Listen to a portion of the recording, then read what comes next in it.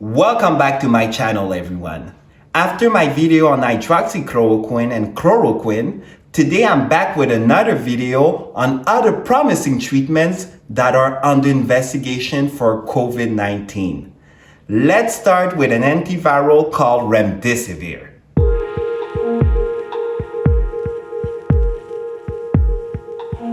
Remdesivir is a new antiviral, also referred to as GS5734.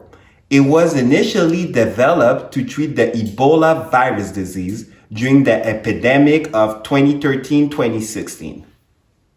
Although it had shown good efficacy against Ebola in animal studies, it was dropped because it didn't measure up against two other treatments with better outcomes. However, in the midst of the COVID-19 crisis, Remdesivir has been picked up again for a series of lab experiments. In these experiments, what's been observed is that Remdesivir neutralizes SARS-CoV-2 by preventing it from replicating itself within our cells. In one small case study, 53 patients with severe COVID-19 and hypoxia received Remdesivir for up to 10 days.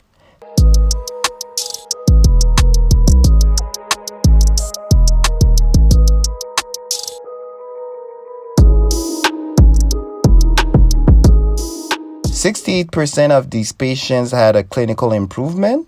However, 13% died from their severe COVID-19 symptoms. Also, it's important to mention that 4 patients couldn't continue the treatment because of side effects.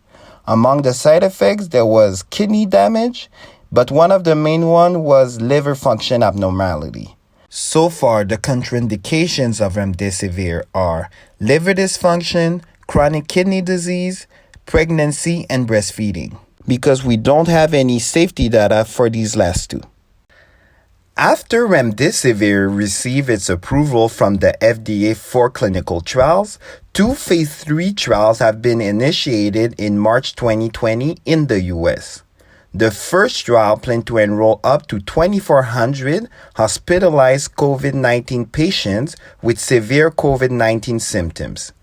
Its goal is to evaluate the safety and efficacy of a 5-day and 10-day treatment duration of Remdesivir. The duration of treatment is a good question to ask considering some of the severe side effects from preliminary studies, in which the duration was up to 10 days.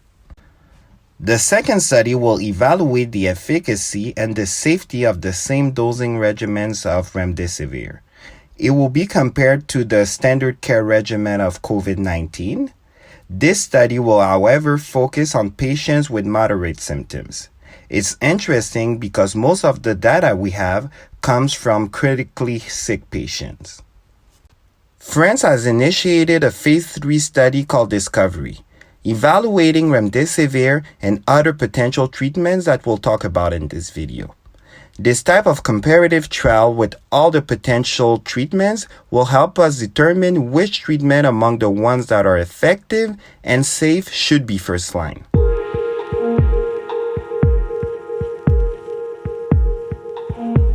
There's a second antiviral that is under investigation. It's called Favipiravir. That was a mouthful.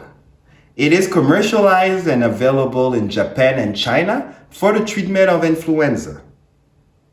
As opposed to Remdesivir, it's an oral drug. Therefore, this antiviral will be more practical for outpatients. Because of some positive data related to COVID-19 from anecdotal Chinese experiments, a clinical trial on Favipiravir is set to start soon in the US. The only active clinical trial that has started so far is in Italy. It has started since March 25, 2020, and involves 100 patients. The goal is to evaluate the performance and safety of Favipiravir for adults with moderate COVID-19 symptoms.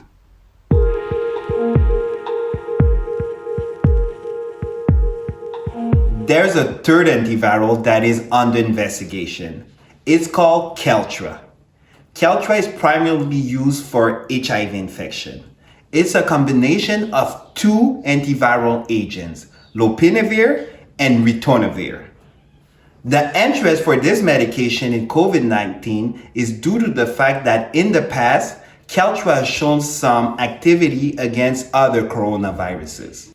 One negative about Keltra is that the Ritonavir component interacts with many other drugs by increasing their levels circulating in your body.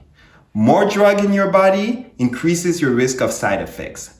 Because of this, the use of Keltra is limited for the people who take other medications.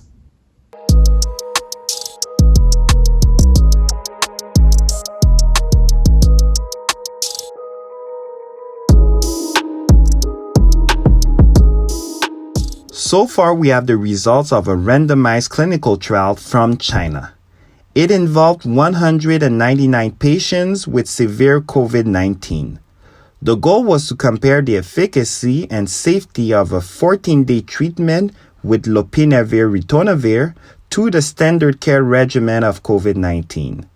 However, 2 weeks of Lopinavir and Ritonavir failed to show a significant difference in clinical improvement and mortality.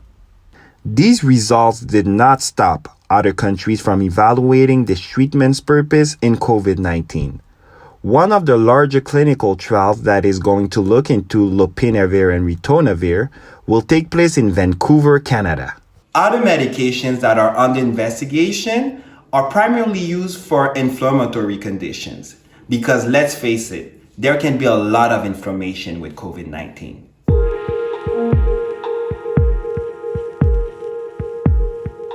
The main interleukin-6 being studied for COVID-19 is called Tocilizumab, also known as Actemra. It's an injection that we use for autoimmune conditions like rheumatoid arthritis. Yes, just like hydroxychloroquine.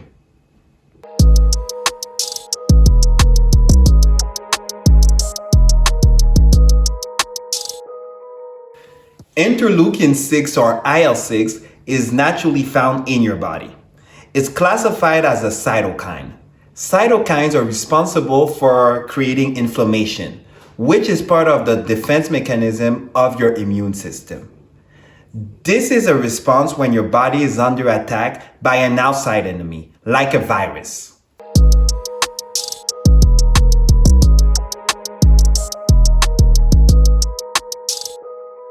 However, inflammation goes wrong when it's chronic and when your body starts fighting against itself and start killing its own cells.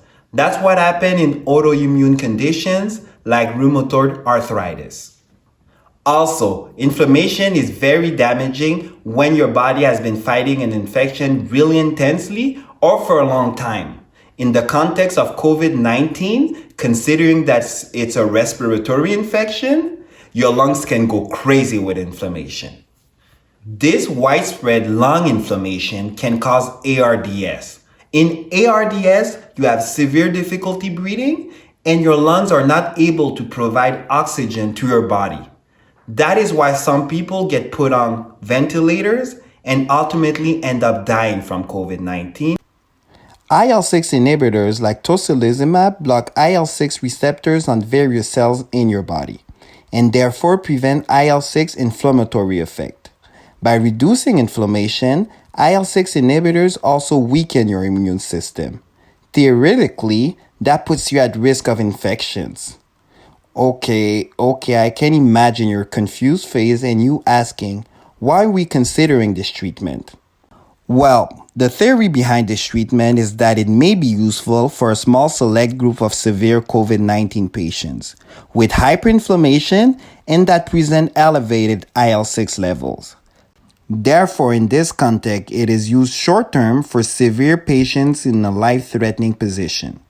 For these patients, the risk of dying from hyperinflammation, which can lead to ARDS, is much more important than the risk of getting another infection from the treatment.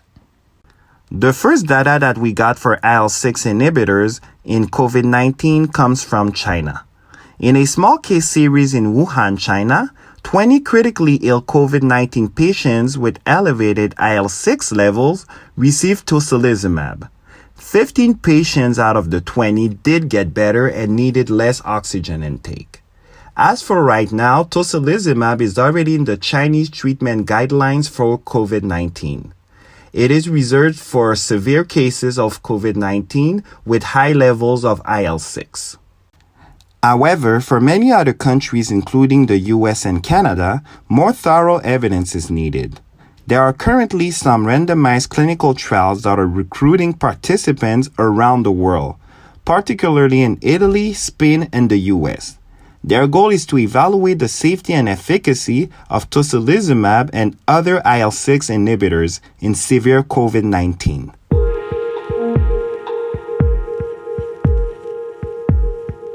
Another drug that targets inflammation is Colchicine.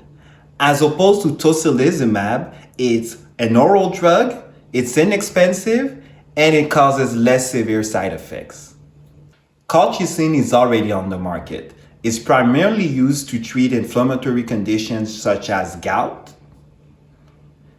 In the COVID-19 context, it's been hypothesized that reducing inflammation with colchicine will prevent complications of COVID-19, such as ARDS. The main clinical trial focusing on colchicine is a phase 3 trial taking place in Canada. It's called the Corona trial. They plan on recruiting 6,000 COVID-19 participants. The patients must be over 40 years old and not hospitalized, and they must present at least one risk factor of COVID-19 complications. The outcomes that will be evaluated are mortality, need of hospitalization for COVID-19, need of mechanical ventilation, and other complications.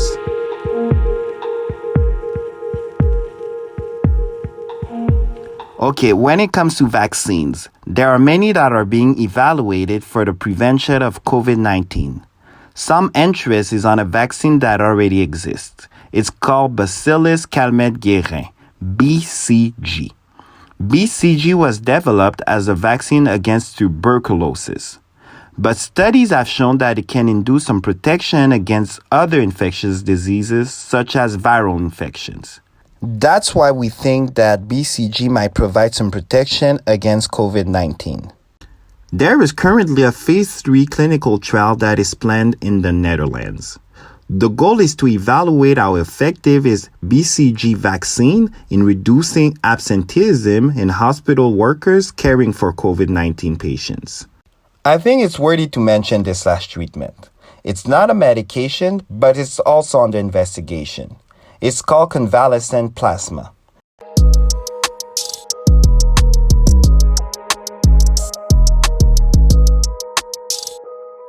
There are no result studies on it, but there's a few case reports. The logic behind its use mirrors that of a vaccine. The difference is that it's used as a treatment and not as prevention. The principle is to give a COVID-19 infected person the plasma of someone who has recovered and developed antibodies to the virus. However, this treatment faces logistical challenges, such as finding an appropriate donor. On a final note, guys, I hope this video reassured you that there's a lot of work that's being done in order to come up with solutions that will help prevent and treat COVID-19. If you enjoyed this video, don't forget to like it, subscribe to my channel, and turn on that notification button to not miss a thing. If you want to learn more about the most promising studies on hydroxychloroquine and chloroquine, click here. If you want to have a good laugh, check out my video I did on panic buying. You stay safe and keep refilling your life.